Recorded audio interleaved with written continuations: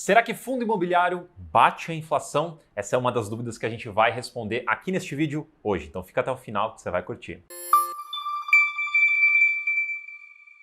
Seja bem-vindo a mais um vídeo de 5 perguntas que eu vou responder aqui. Vocês me enviaram lá no Instagram, anotei elas, selecionei as mais populares aqui e trouxe para responder nesse vídeo. Antes da gente começar, não se esquece de dar uma olhada aqui na descrição, porque a gente deixou um presentinho especial para vocês, que é uma planilha, uma calculadora para você conseguir estimar quanto que você vai ter de patrimônio lá na frente, quanto de renda que você vai ter, o quanto que você vai poder consumir dessa renda ou desse patrimônio. Tá aqui embaixo na descrição, de graça para vocês. Primeira pergunta: prejuízo em fundos imobiliários pode ser compensado com lucro de ações e vice-versa? E a resposta é não, principalmente porque eles têm tributações diferentes. Fundo imobiliário é sempre 20%, ações 15% em swing trade ou 20% em day trade. São coisas separadas, então você não mistura essas compensações de lucros e prejuízos, tá? Fundos imobiliários apenas com fundos imobiliários e fiagros. Então, fiagros e fundos imobiliários, sim, você pode compensar lucro e prejuízo um com o outro, porque eles têm a mesma tributação, eles estão dentro do mesmo grupo lá no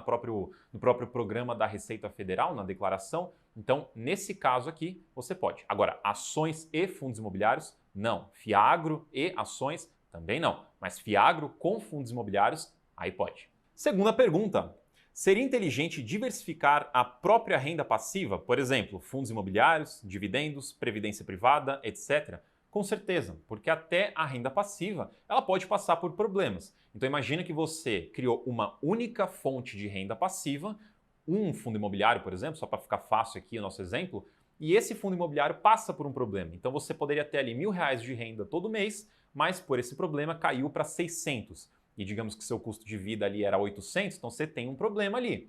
Então sim, é interessante você diversificar, porque se um der problema, os outros tendem a segurar a sua carteira, a segurar a volatilidade da sua carteira, a volatilidade em termos de cotação, né, de patrimônio, mas também da renda passiva. Por exemplo, digamos que, eventualmente aqui daqui a um tempo, os fundos imobiliários acabem sendo tributados em 20%, vamos supor aqui, é tudo hipotético, tá? Não está de fato isso em andamento, não tem nada disso, é hipotético aqui. Mas vamos supor que vai ser tributado em 20%.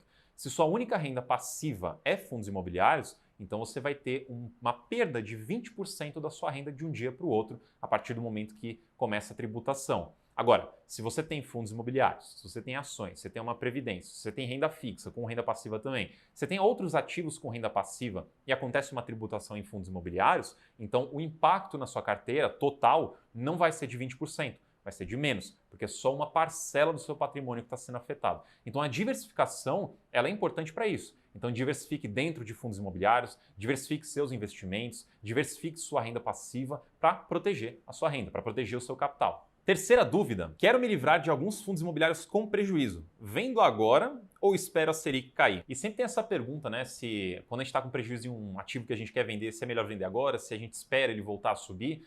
E tem algumas coisinhas para você ponderar. Primeiro, se você segurar, quais são os possíveis problemas disso? Esse fundo pode continuar caindo e você pode continuar perdendo mais dinheiro ainda. Então, se você tivesse vendido, você teria uma perda, mas seria menor do que você continuar carregando. Óbvio, a gente não tem como prever o futuro, mas isso é um risco. Da mesma forma, ele pode valorizar, ele pode voltar. Mas quanto tempo isso vai demorar? E se a gente esperar a Selic cair para você fazer isso, lembre-se que o mercado como um todo vai reagir à queda da Selic. Então, em teoria, o mercado todo vai valorizar. Então, em um lado você vai ter o seu fundo ali valorizado e vai conseguir vender por um pouquinho mais, mas por outro lado, esse dinheiro que você vai receber, você vai ter que comprar alguma coisa que está mais cara agora, potencialmente bem mais caro, porque se você está vendendo algum fundo com prejuízo, assumo que tem problema nesse fundo, né? Que você enxergou algum problema nesse fundo, e se você enxergou, muita gente pode ter enxergado e muita gente pode precificar esse ativo como um ativo de risco. Ativos de risco demoram mais para se recuperar, caem com mais velocidade, versus um fundo que já é bem consolidado, tem bom desempenho, esses tendem a cair menos e tendem a voltar muito mais rápido. Então você pode perder o timing para você fazer essa mudança. Então pense um pouco nisso, tá? Veja se você quer vender porque tem problema de fato, aí talvez vender seja melhor para você não correr o risco de perder mais dinheiro, ou se não, é só um ajuste na sua carteira, só uma troca de posição que você quer trocar, não tem problema nenhum, aí sim talvez, se você entende que ele vai valorizar no curto prazo, aí você pode segurar um pouco mais e vender no momento mais oportuno. Mas a chave é entender, tem problema no fundo ou não? Quarta dúvida. Carteira previdenciária só de fundos imobiliários pode ter uma pequena porcentagem em agro, high yield e desenvolvimento? Sim, não tem problema nenhum, mas a ênfase aqui na sua pergunta é uma pequena porcentagem. Quando você entra no estágio já de aposentadoria, você vai aposentar e usar essa renda, você tem que ter em mente que você vai começar a depender dela. Então você não pode ter muitas oscilações, muitos riscos ali que podem fazer com que você perca parte dessa renda, que você perca o dinheiro que você precisa para sobreviver. Então, quando você está já no estágio de aposentadoria, você precisa de mais estabilidade, mais segurança, mais previsibilidade. Mas você pode separar ali uns 5%, 10% da sua carteira para colocar em alguma coisa que pode ter um rendimento maior, um risco maior, desde que seja pouca coisa, para não comprometer muito da sua renda caso aconteça algum problema. Agora, se você está construindo sua carteira ainda, então sim, você pode até colocar um pouco mais, caso seja adequado ao seu perfil, para você tentar acelerar. Lembrando que quanto mais retorno, potencialmente tem mais risco ali dentro. Quinta e última pergunta. Investindo em fundos imobiliários, com o passar do tempo, a gente perde para a inflação ou não? A resposta é depende.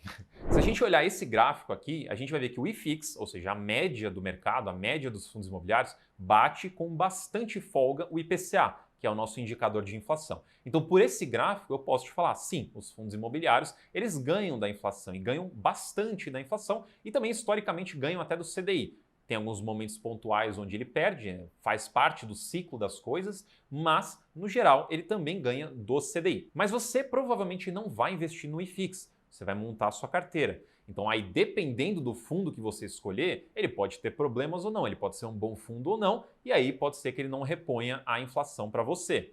Tudo vai depender da performance desse fundo imobiliário. Quanto melhor ele for, mais as chances de você ter um retorno superior ao IPCA, ao CDI, ao IPCA mais 6%, que é uma métrica que a gente usa, uma meta que a gente usa. Então tudo vai depender da sua carteira, das suas escolhas. Na teoria, sim, os fundos imobiliários vão te entregar inflação, mas a gente tem que olhar na prática o que você escolheu para investir. Então se você curtiu esse vídeo, não se esquece de se inscrever no canal, deixa o seu like e coloca suas dúvidas aqui no comentário para um próximo vídeo.